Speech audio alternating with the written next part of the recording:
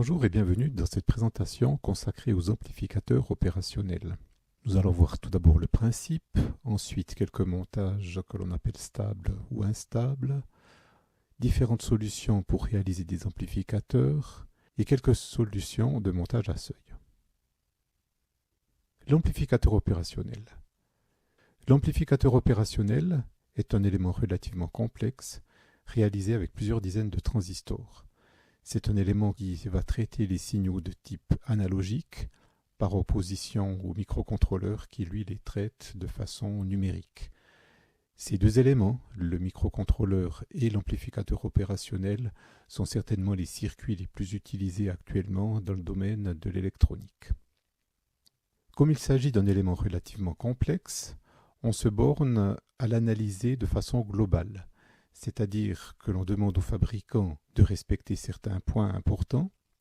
On lui demande notamment que la tension de sortie soit une fonction des deux tensions d'entrée et plus précisément de la différence des deux tensions d'entrée fois une certaine grandeur que l'on appelle le gain. Ou, si on exprime la différence de potentiel entre les deux bornes d'entrée, on demande que la tension de sortie soit proportionnelle à la différence de tension entre les bornes plus et moins. Comme c'est un élément idéal, on demande au fabricant d'essayer de faire le gain le plus élevé possible, idéalement un gain qui tendrait vers l'infini. En pratique, c'est évidemment impossible. Les ordres de grandeur habituels se situent aux alentours de 10 puissance 4 à 10 puissance 6 pour la valeur de A, ce qui en pratique peut être considéré comme une valeur suffisamment élevée pour être considéré comme une valeur qui tend vers l'infini. Comme les tensions UA et UB sont des tensions d'entrée, donc des tensions sur lesquelles on applique un signal à mesurer, on ne doit tirer aucun courant sur ces entrées. Autrement dit, on demande au fabricant de faire que les courants d'entrée, ici et là, soient les plus faibles possibles, idéalement nuls également. En pratique, on a des solutions qui s'approchent vraiment de l'idéal, puisqu'on a des courants d'entrée qui se situent dans les picoampères. Évidemment, pour que le circuit fonctionne, il est nécessaire de l'alimenter. On doit donc ajouter une tension d'alimentation positive, une tension d'alimentation négative. Dans certaines applications, notamment tout ce qui est application sur pile, l'alimentation négative est simplement mise au potentiel de la masse, au potentiel nul. Ceci nécessite d'adapter quelque peu le schéma que l'on voit ici. Nous verrons quelques exemples par la suite. On peut considérer deux grandes classes de montage à amplificateur opérationnel. Tout d'abord, les montages que l'on appelle stables. On les reconnaît à la liaison qu'ils ont entre la sortie US et l'entrée moins. Quand on parle de liaison ici, ça peut être un simple fil, mais ça peut être aussi un ensemble d'éléments beaucoup plus complexes, des résistances, des diodes, des transistors, des condensateurs, voire des bobines. L'essentiel, c'est qu'on ait un passage possible depuis la tension de sortie sur l'entrée moins. Si cette liaison existe, le montage peut être considéré comme étant stable. On a toujours les courants d'entrée qui sont nuls. Par contre, la tension de sortie, elle, ne peut excéder la tension d'alimentation. Donc la tension de sortie sera limitée entre la valeur de tension d'alimentation négative et la valeur de tension d'alimentation positive. D'autre part, on a dit que la tension entre la borne plus et la borne moins, qui sont donc des entrées, est proportionnelle à la tension de sortie, avec ce gain A qui tend vers infini. On peut donc écrire que la tension UI est égale à la tension de sortie divisée par ce gain A. Mais le gain A tend vers infini. Donc au final, on peut considérer que la tension UI tend vers 0. Ceci permet donc d'établir le modèle pour calculer les applications de type stable. Pour les applications de type instable, tout simplement, cette liaison entre la sortie et l'entrée moins n'existe pas. Par contre, il peut y avoir une liaison entre la sortie et l'entrée plus. Et dans ce cas, on peut montrer que la tension UI n'est plus nulle et que la tension de sortie peut prendre deux états, soit plus VCC, soit moins VCC. Donc une sortie de type binaire. Toutes ces applications de type instable sont utilisées pour faire des conversions de type analogique vers numérique. Revenons aux applications de type stable. Pour commencer, le montage que l'on appelle inverseur. On retrouve une structure habituelle, c'est-à-dire avec une tension d'entrée sur laquelle on applique un certain signal, une tension de sortie sur laquelle on observe le signal. Ce genre de circuit peut être mis évidemment en équation avec les méthodes vues précédemment. Pour commencer, faisons intervenir le modèle de l'amplificateur opérationnel. La tension entre la borne plus et la borne moins est nulle. Donc 0 volt ici entre ces deux bornes. Les courants qui circulent à l'intérieur de l'amplificateur opérationnel sont nuls également. Autrement dit, le courant qui va circuler dans la résistance R1, courant produit par la tension d'alimentation UE, va se retrouver intégralement dans la résistance R2. Ceci permet de poser les différentes mailles nécessaires à la résolution du circuit. Tout d'abord, précisons que nous avons deux inconnus, la tension US, qui sera exprimée en fonction de la tension UE des éléments et éventuellement de la fréquence, et le courant I ici, qui évidemment n'est pas connu. Il nous faut donc deux équations, autrement dit deux mailles. La première maille, ici dessinée en rouge, permet d'écrire que la tension UE est prise négativement, puisque la maille est choisie dans le sens inverse du sens de UE, plus la tension aux bornes de la résistance R1, plus la tension de 0 volt entre la borne moins et la borne plus, est égale à 0. Première équation. Deuxième équation, en passant par cette maille ici, dessinée en vert, permet d'écrire que moins la tension UE, ici aussi le sens est inverse à celui de la maille, plus R1 fois I, plus R2 fois I, le courant étant dans le même sens que la maille, plus la tension US égale 0. Autrement dit, deux équations à deux inconnus que l'on peut résoudre et trouver au final le rapport de US sur UE qui vaut moins R2 sur R1. Ce résultat est important si dans un premier temps on s'intéresse uniquement à la valeur absolue du rapport de US sur UE, donc sans faire intervenir le signe.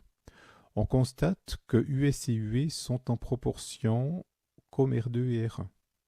Autrement dit, si on choisit R2 1000 fois plus grande que R1 par exemple, nous aurons US 1000 fois plus grand que UE. Ceci caractérise une amplification, puisqu'on a un signal de sortie qui est nettement plus élevé que le signal d'entrée. On parle de gain pour ce rapport R2 sur R1 ou facteur d'amplification. La question du signe n'est pas là pour indiquer une atténuation, au contraire. Elle est là simplement pour signaler que la tension de sortie et la tension d'entrée sont déphasées. En effet, si la tension d'entrée augmente, alors la tension de sortie diminue et va dans le négatif. Si à l'inverse, la tension d'entrée va vers le négatif, alors la tension de sortie, elle, ira vers le positif. Ce signe moins, si on raisonne dans un domaine sinusoïdal, est là simplement pour indiquer un déphasage de 180 degrés entre le sinus appliqué à l'entrée et le sinus que l'on récolte à la sortie. Par contre, en ce qui concerne les amplitudes, l'amplitude de UE est évidemment R2 sur R1 fois plus faible que l'amplitude du signal de sortie. Donc on a bel et bien un gain et en plus une inversion sur la phase, d'où son nom de montage inverseur. Le montage non inverseur, celui-ci ressemble au premier, on a simplement croisé la tension d'entrée qui était sur R1 et l'a déplacée sur l'entrée plus, et la masse qui est sur l'entrée plus vient sur R1. C'est exactement la même méthode de calcul. Je vous propose d'interrompre un petit moment la vidéo et d'essayer par vous-même de mettre en équation et de calculer US sur UE pour ce montage. Vous verrez, sans trop de difficulté, on arrive à montrer que US sur UE vaut 1 plus R2 sur R1.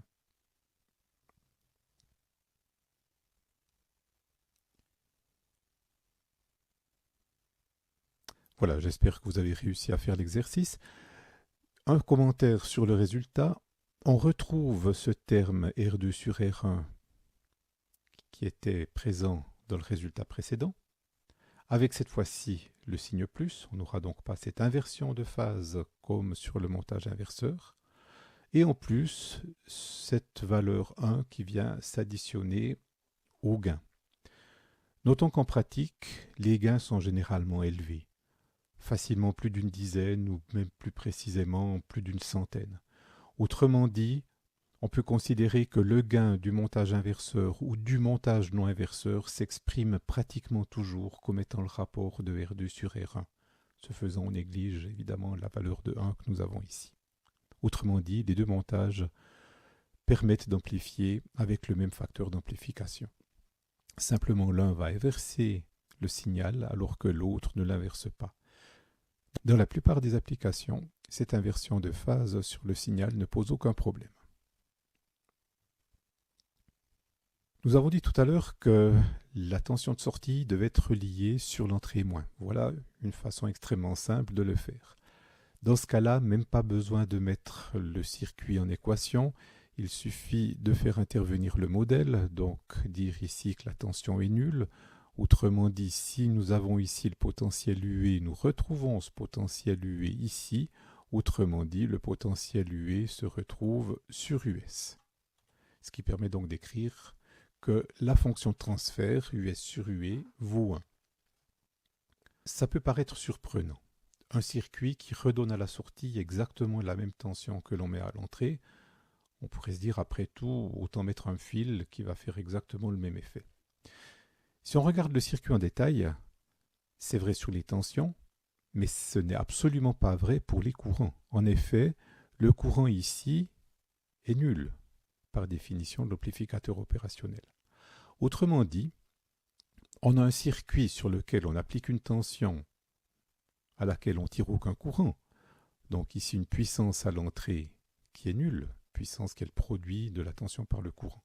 Par contre, ici à la sortie, l'amplificateur opérationnel fonctionne comme un générateur, il est alimenté par une tension d'alimentation, il peut donc fournir un certain courant.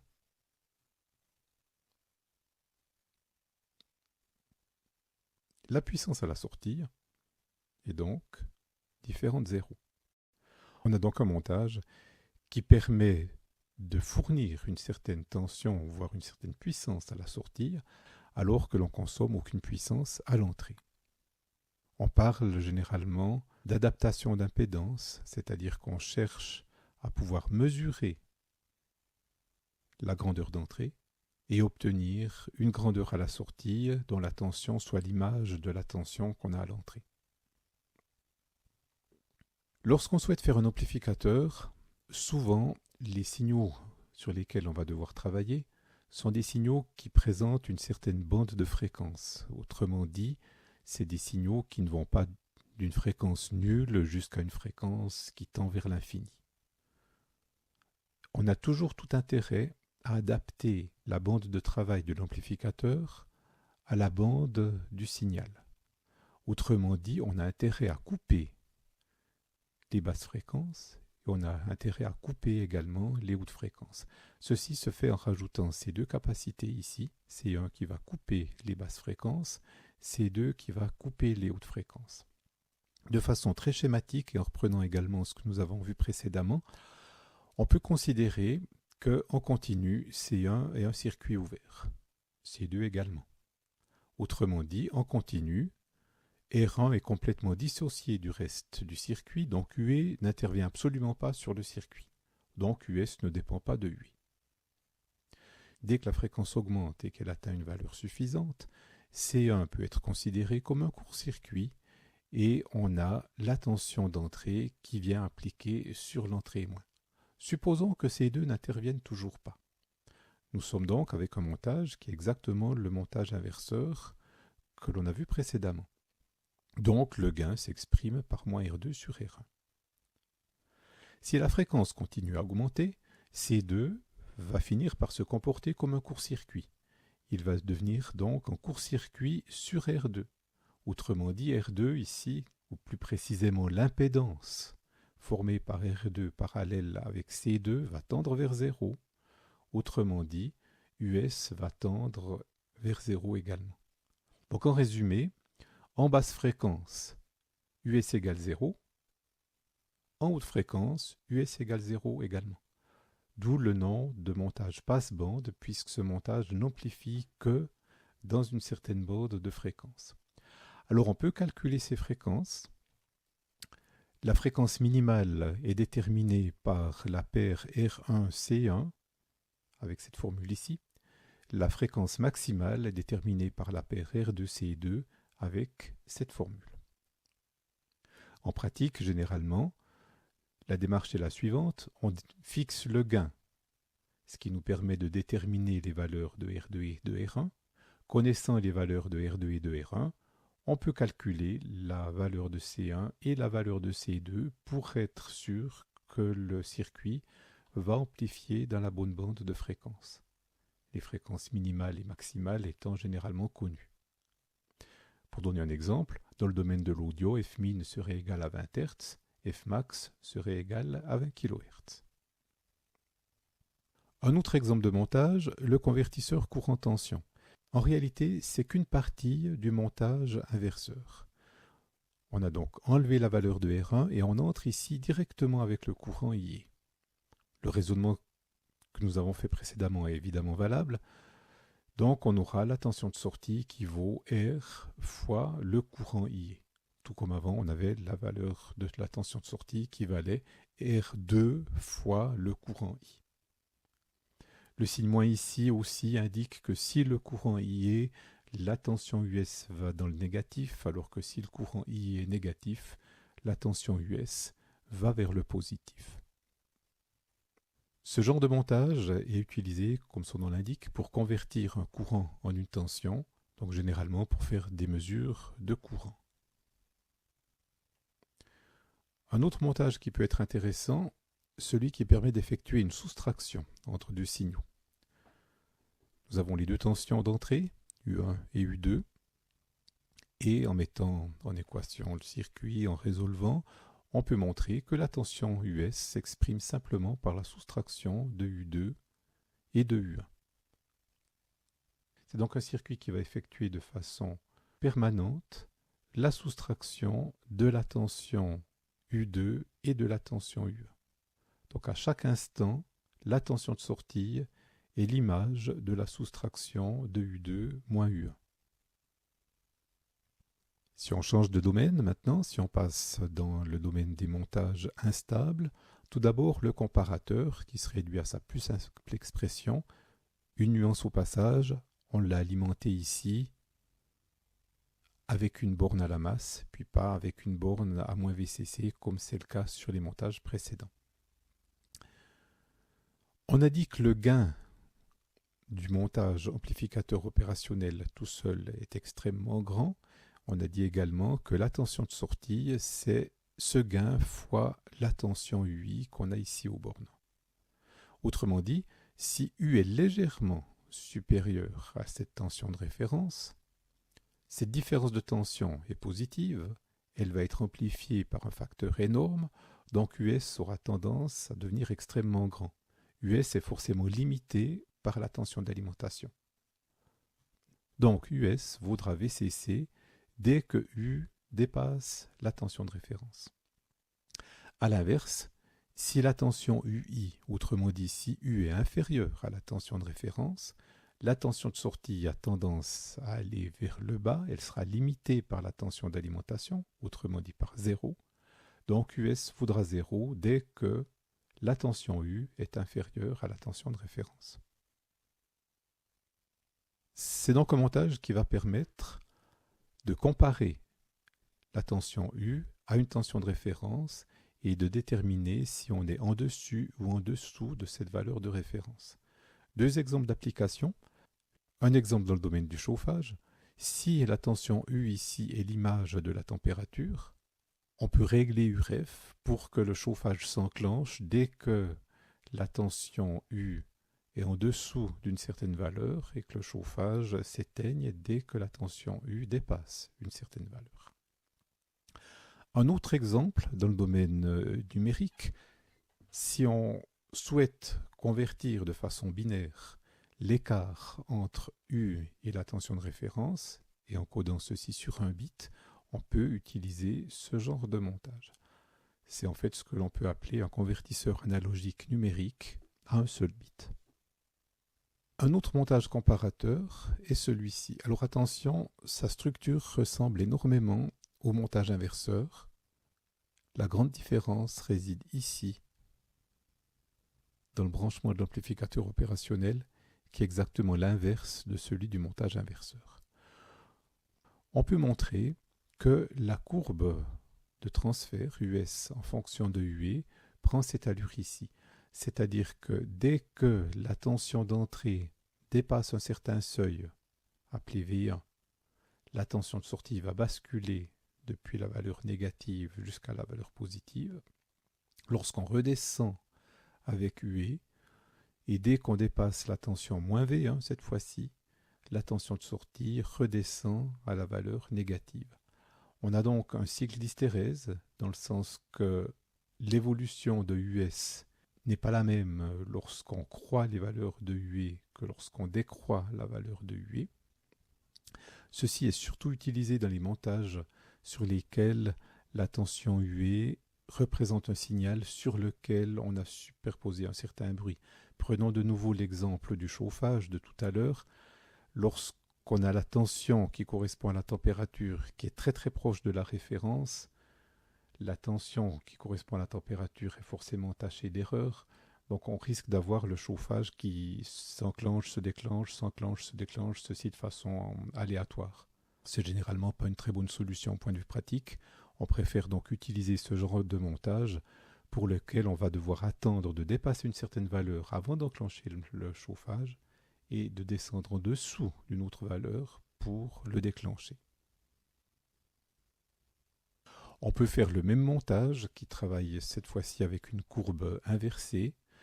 Son principal avantage, c'est que dans ce cas, le courant injecté dans le montage par la source UE est très très faible. Comme n'importe quel élément électronique, l'amplificateur opérationnel est limité en fréquence et généralement, c'est un des premiers problèmes que l'on rencontre en pratique. Ici, nous voyons ce que le fabricant nous donne en termes de dépendance en fréquence.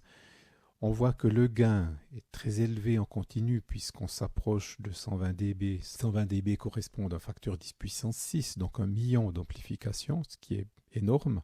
Par contre, on voit que très vite, à partir d'une fréquence relativement basse ici, puisqu'on est en dessous du dixième de Hertz, le gain se met à diminuer, jusqu'à atteindre une valeur de 0 dB qui correspond à un gain de 1, lorsqu'on atteint une fréquence de l'ordre d'un petit peu plus d'une dizaine de kHz.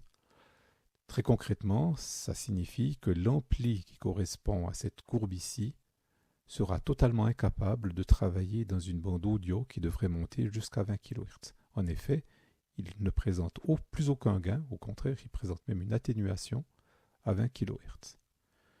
Tout le travail de l'électronicien consiste après à choisir le bon amplificateur opérationnel en fonction de ses besoins et un des premiers critères est cette limite en fréquence.